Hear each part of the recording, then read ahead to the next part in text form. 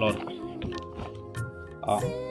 తపస్సు కాలంలో మనము తల్లి శ్రీ సభతోని మనం ప్రవేశించి ఉన్నాం.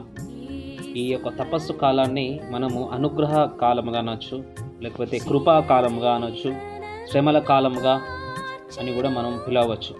ప్రియమైన దేవుని బిడ్డలారా, ఈ తపస్సు కాలంలో మనము మన పాపపు స్థితి నుంచి పుణ్యస్థితికి చేరాలి.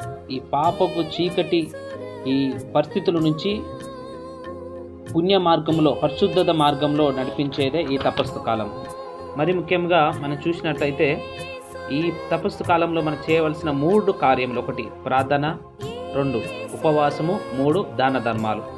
ఇవి 3 చేయడం వల్ల మనకేం జరుగుతుందంటే పాప స్థితి నుండి పుణ్యస్థితిలోనికి నడవటం, 2వది అంధకారం నుండి వెలుగులోనికి నడవటం, 3వది 4వది సైతాను నుండి దేవుని వైపు మరల్చే సాధనం ఈ తపస్సు కాలం.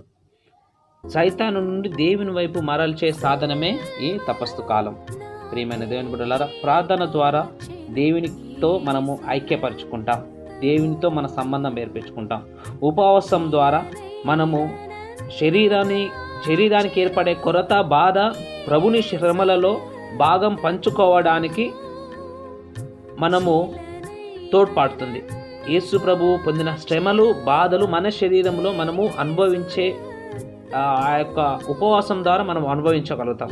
3వది వచ్చేసి దాన ధర్మాలు. మనము మత్తయి శుభవార్త 25వ అధ్యాయం 40వ వచనంలో, ఈ సోదరులలో అల్పుడైన ఏ మానుషునికి మీరు ఇవి చేసినప్పుడు అవి నాకు చేసిరి అని చెప్పేసి మన మత్తయి శుభవార్తలో చూస్తున్నాం.